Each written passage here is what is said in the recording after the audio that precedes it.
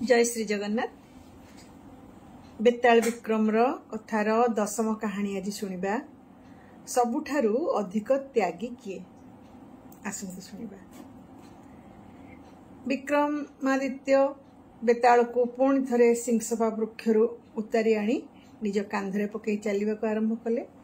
सबुथर परी बेताल तांको गोटे कहानी शुणेला। कहानी थिला एमती।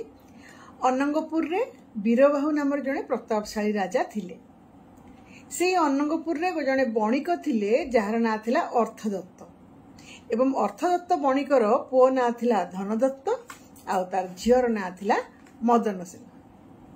थरे धर्मदत्त कौन गोटे धर्मदत्त नाम गोटे बणिक पुओटे सी कौन कला ना मदनसेना को देखिकी ता सौंदर्य मुग्ध है एवं ताको पाइबा पई इच्छा कला। से सारा दिन मदनसेनार चिंतार रहिला। राति रे स्वप्न रे मध्य से मदनसेना को देखिला। तापर दिन सकाळे एका एका जाईकी गोटे उद्यान रे सेठी जाईकी मदनसेना को देखिला आ ताको आलिंगन करिवा पई इच्छा करी ता पाद तळे जाई बसी पड़ी ता निज मनर कथा ताको जणैला। तबरे मदनसेना ताको कहिला जे मु वर्तमान कुमारी ओ समुद्र दत्त नामक जड़े युवक निकट रे पिता द्वारा बागदत्ता है। समुद्र दत्त युवक संगे तार बाहागर ठीक है। बापा ठीक करछंती। अल्प दिन पर मोर बाहागर हम तेणु आम दी जनकर मिलन असंभव तुम चली जाओ।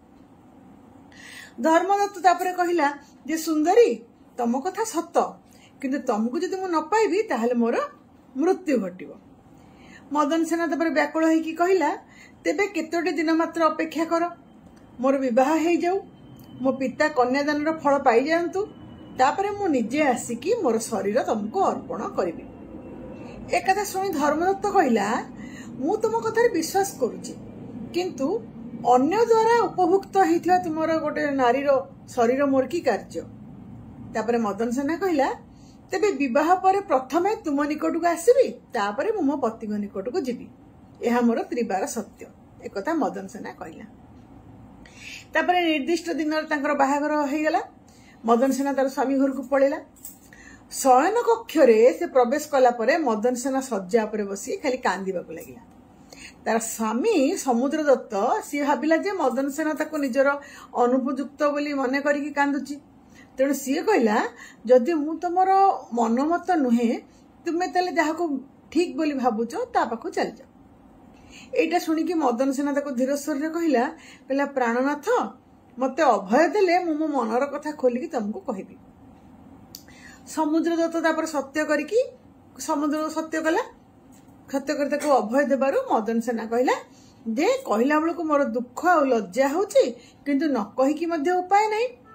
थरे मात्र आम घर पाखरे जो उद्यान अच्छी सेठी मो भाईर धर्मदत्त बोली जने बंधु अच्छी सी काम पीड़ित होइकी मोर पथ रोध थरे करथिला। आ मु निंदा भय रे हठात ताको कहिदेली जे विवाह परे प्रथमे तुम पाखको जीबी तापरे मो स्वामी पाखको जीबी। मते जदि अनुमति दबो ताले मु ता पाखो जाईकी मोर सत्य रक्षा करिकी आसीबी। एक कथा सुनिकी समुद्र दत्त मुंडरे जेंती वज्राघात हैला। सी कहिला जे निजर प्रतिज्ञा देइछि ताको ता कथा सब मानिबो सेतपे से बाध्य होई ताको अनुमति देला ता पाखो जीवा पई। तबरे सी भाबिला जे एको बंद करी रखिबारबा की लाभ।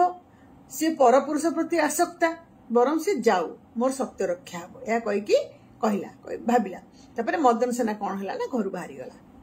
मदनसेना तबरे राति रे एकाकी जीवा समय रे कोन हला ना गोटे चोर कोन कला ना तार कानी धरी पकई ताको कहला सुंदरी मु जणे चोर तमर आ मो हातरो मुक्ति नाही। मदनसेना तापर कौन कला तार जतक अलंकार थिला अलंकार ताको देइकिरी मुक्त होबाकू चाहिला। चोर कहिला तम अलंकार रे मोर कोन प्रयोजन, मु तुमको भोग न करी छाड़िबी। मदनसेना हतबुद्धि होइकी निजर समस्त कथा वर्णना करिगला। शेषरे कहिला भद्र मते सत्य रक्षा करियाकू छाड़ी दियो, मु सत्य करूची, निश्चय तुम पाखको आसीबी, तुमे एठारे अपेक्षा करके रहिता। चोरर विश्वास जन्मिला जे ये बोधे सत्यभंग करबनी। तापर चोर कौन कला ना मदनसेना को छाड़देला। छाड़ी देकी हेडे अपेक्षा करिकी रहिला। मदनसेना तापर चोर हाथरू मुक्ति पाइकी धर्मदत्त पाखरे पहुंचिकी ताको सब कथा कहिला। ता सुनिकी धर्मदत्तर मन रे भावांतर हैला। सी कहला जे तुमर जो सत्यनिष्ठा से मु खूब संतुष्ट। तुम्हें बर्तमान अन्यर धर्म पत्नी तेणु मु तुमको स्पर्श करके से पाप मु अर्जन करी ना। तमे तुम इच्छा चली जाओ एठू। फेरी आसिया बाटरे मदन सेना कौन कला ना चोर को देखला। चोर पचारा कौन है। मदन सेना धर्मदत्त जहाँ कहीदेला। चोर कहला जदि धर्मदत्त जदि तुमको उपभोग न करके छाड़देला तेल मुझे तुमको छाड़ दौची। तुम सत्यनिष्ठा देखिकी मुझे संतुष्ट हो। चोर भी देखो छाड़देला। एमती निष्कलंक चरित्र नहीं दींग मुक्ति पाई मदन सेना ता स्वामी पाखे आसिक पहुंचला। पहुंचिकी स्वामी को सब कथा कहला। ता स्वामी समुद्रदत्त देखला जे मदन सेना शरीर संभोगर कौन चिन्ह नहीं। तेणु से पत्नीर समस्त कथा को संपूर्ण सत्य बोली विश्वास कला करिकी एमती गोटे सत्यपरायण स्त्री पाई मन मन निजक धन्य मन कला।